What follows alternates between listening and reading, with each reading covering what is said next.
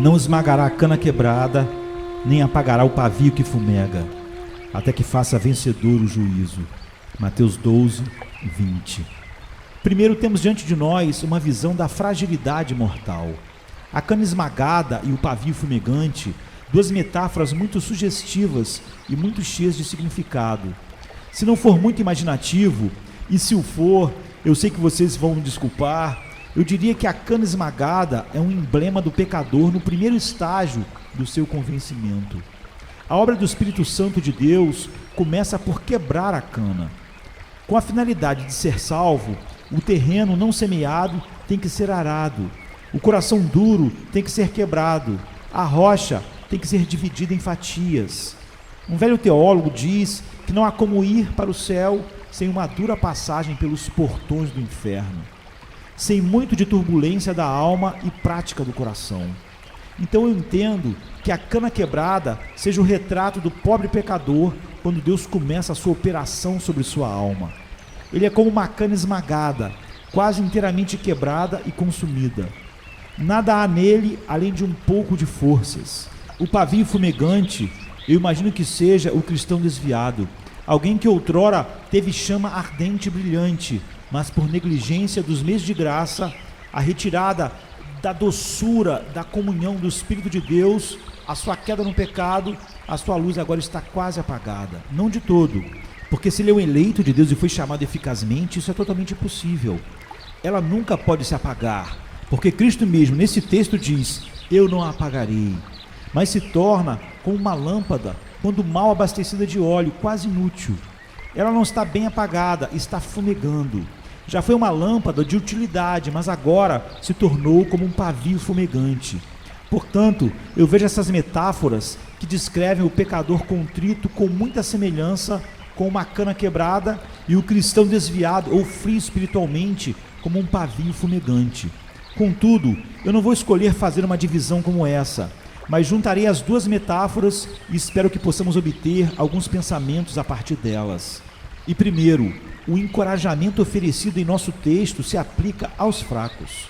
O que no mundo é mais frágil que uma cana esmagada ou um pavio fumegante? Uma cana que cresceu em um atoleiro ou brejo, mas deixa o pato selvagem pesar sobre ela e ela estrala. Deixe que apenas o pé do homem toque contra ela e estará amassada e quebrada. Qualquer vento que venha rodopiando pelo rio faz com que ela balance para lá e para cá e quase a arranca pelas raízes. Você não pode conceber alguma coisa mais frágil ou quebradiça, ou cuja existência dependa mais de circunstâncias que uma vara esmagada. Então olhe para um pavio fumegante. O que ele é? Ele tem dentro de si uma fagulha, é verdade, mas está quase suprimido.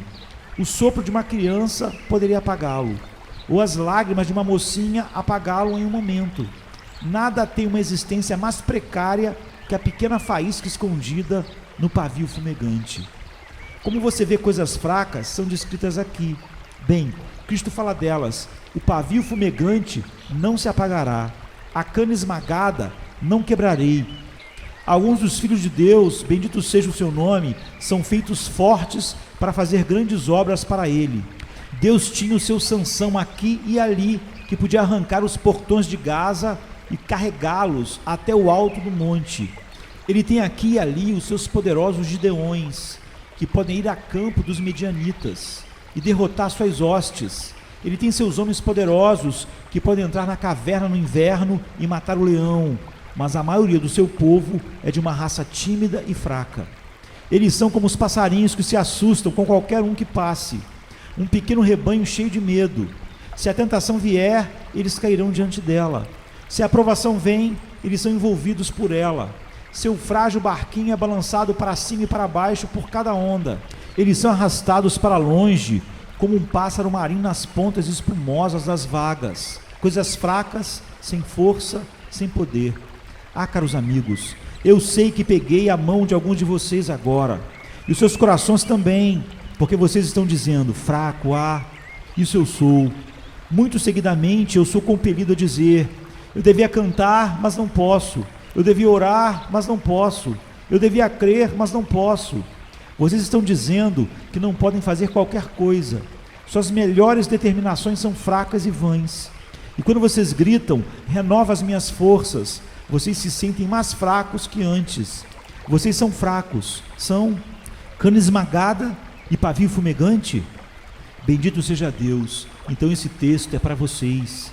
Eu fico alegre de que vocês possam ser incluídos na denominação de fracos, porque aqui há uma promessa de que Ele nunca os quebrará, nem os apagará, mas os sustentará e os manterá de pé. Eu sei que existem algumas pessoas muito fortes aqui, e quero dizer, forte em suas próprias ideias. Eu sempre me encontro com pessoas que não confessariam quaisquer fraquezas como essas. Eles têm mente fortes, eles dizem: o Senhor pensa que nós caímos no pecado? O Senhor nos diz que o nosso coração é corrupto? Nós não acreditamos em qualquer dessas coisas. Nós somos bons, puros e retos. Nós temos força e poder. Eu não estou pregando para vocês nesta manhã.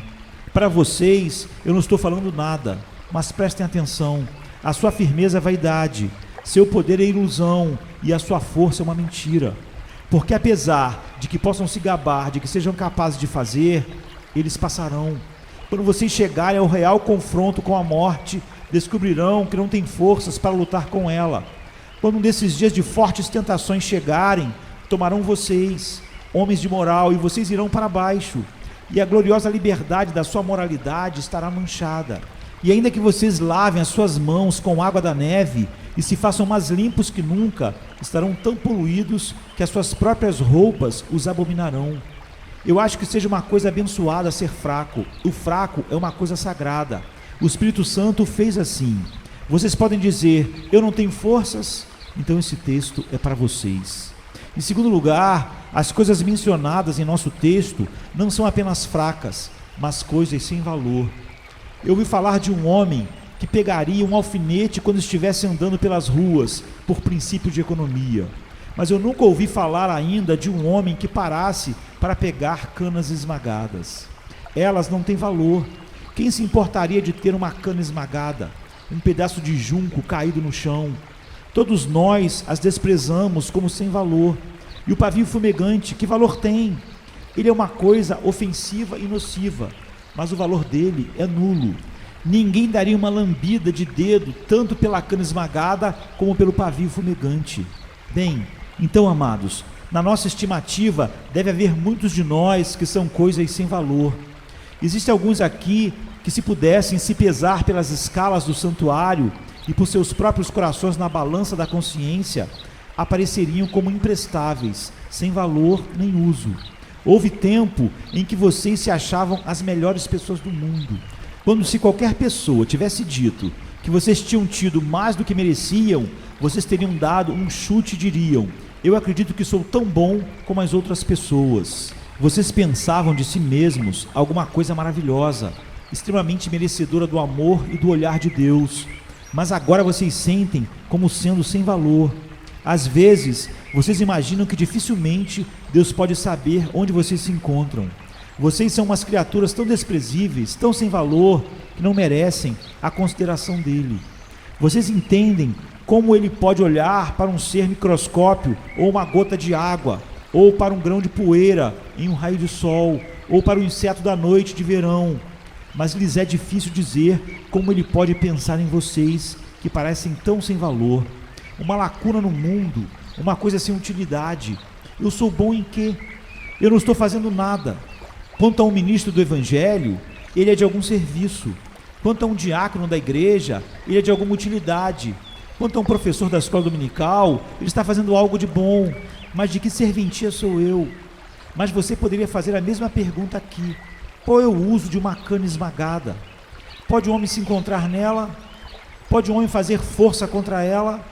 Poderá ela ser uma coluna na minha casa? Você pode amarrá-la na flauta de Pan e fazer música sair de uma cana esmagada? Ah, não tem utilidade. E que uso tem um pavio fumegante? O viajante noturno não pode ser iluminado por ele. O estudante não pode ler com a sua chama. Não tem em que ser usado. Os homens o jogam no fogo e o consomem. Ah, é assim que vocês falam de si mesmos. Vocês para nada servem. Assim são essas coisas. Mas Cristo não os lançará fora por serem sem valor. Vocês não sabem o uso que podem ter e não podem dizer como Jesus Cristo os avalia depois de tudo.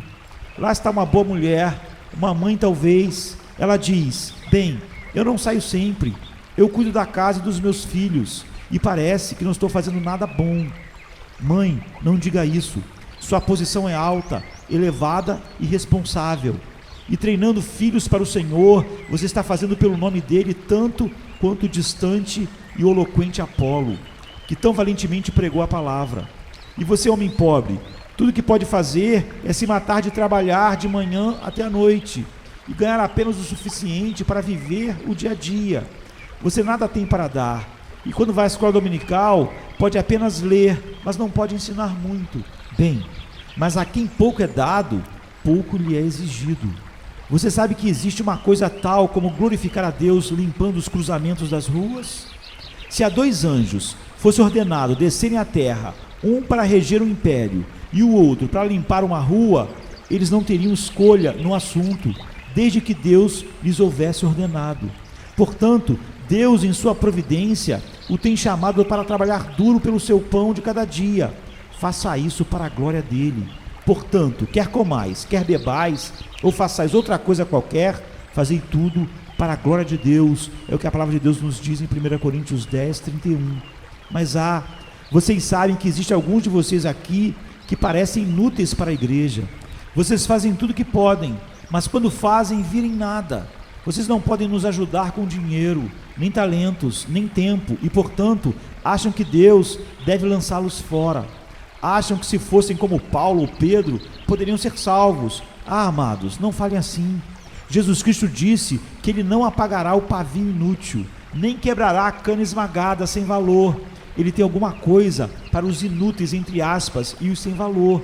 Mas vocês, marquem isso. Eu não falo isso para desculpar a preguiça, para desculpar aqueles que podem fazer, mas não fazem. Isso é uma coisa muito diferente. Existe um chicote para o asno e um castigo para o preguiçoso, e às vezes eles precisam passar por isso. Agora, eu estou falando daqueles que não podem fazer. Não de Zacar, que é como um asno forte se agachando debaixo de 2 cargas, e preguiçoso demais para se levantar com elas. Eu nada vou dizer aos preguiçosos, que não vão arar por causa do frio, mas dos homens e mulheres que realmente sentem que eles podem ser de pouca serventia, porque não podem fazer mais. E para esses, as palavras do texto são aplicáveis. Come to me, you weary one, and I will give you rest.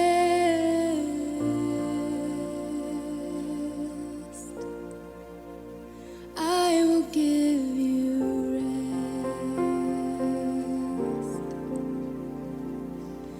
rest.